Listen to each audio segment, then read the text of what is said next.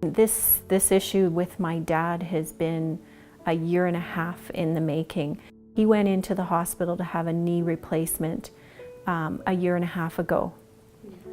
6 surgeries later, infection for well over a year and a half now. When he finally came home, he developed C. diff, and as a result of that, he lost a lot of weight, 30 some odd pounds. My brothers, myself, my children, my husband, we're all responsible for having to take care of him. And with the C. diff, it completely grounded him to his home. He couldn't go out. He was stuck at home, so it was debilitating. It further debilitated him more than what he already was. At this point, the choices were that we continue going down this road and could eventually result in maybe loss of life for him. At the time, I didn't have very much information about what trials were and how they worked, and Dr. Gao explained everything.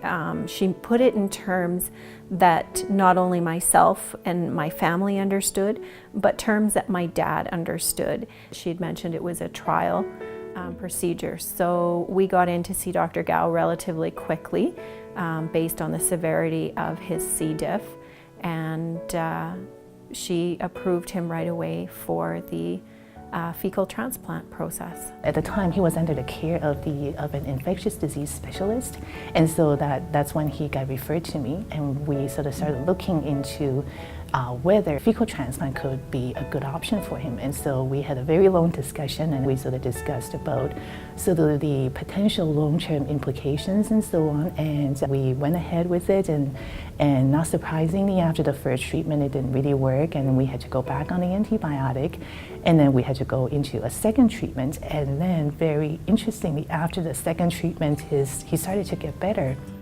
Just the difference was immediate. Just seeing him bounce back and have some energy and able to do things and able to go over and spend time with his grandchildren and do things and watch them do their activities from having been shut into his house, it was just, I mean, there's no words to explain how important that was to him. I think that there's a very important place for trial research within our medical field. It's part of what everybody should be involved in, and not just specifically with relation to fecal transplant, but all research that's out there, because it could be one of your loved ones that could be sick and need one of these new ways of doing new medical research or new medical ways of handling things. And if we don't have people out there that are willing to participate, then we're not going to find these new ways of helping. Be the cure.